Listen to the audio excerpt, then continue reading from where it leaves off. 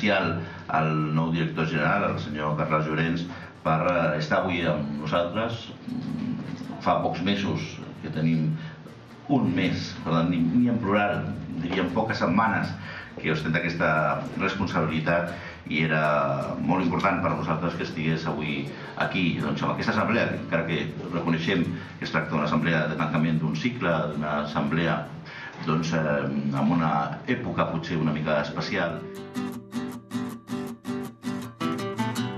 Venim d'anys en els quals els pressupostos creixien, uns anys creixien 2 dígits i altres anys creixien un dígit i podien créixer un 1% o un 9% o un 10 o un 11%, però en tot cas creixien.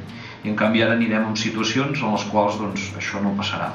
Jo tinc una gran voluntat d'entesa institucional, una gran voluntat d'entesa i una gran voluntat de consens. Aquest consens ha de passar per quants més partits polítics millor en el Parlament de Catalunya, i jo he dit, i ho reitero aquí també, que procuraré que aquest consens passi per tots els partits polítics.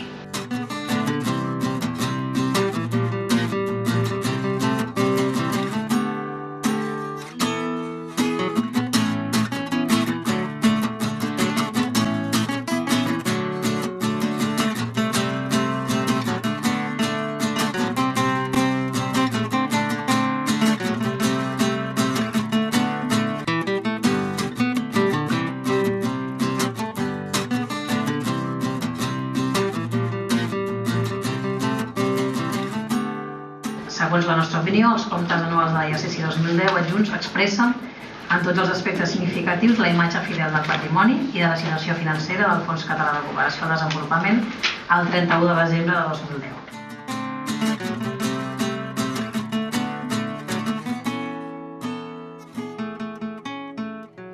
2010. No seria correcte que passéssim per aquest 25 aniversari sense aprofitar l'oportunitat política i no partidista de que tots aquells que som membres del fons renovéssim els compromisos amb aquest context de 25 anys d'història i de vida.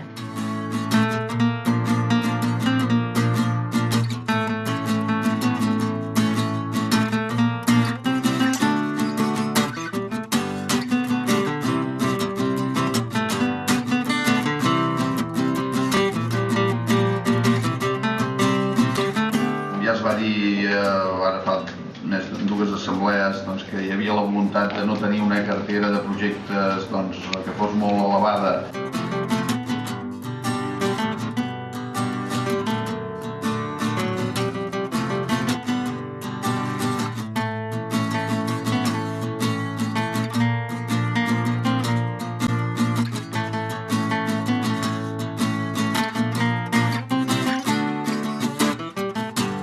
Gràcies a la plataforma de WOC podrem treballar online.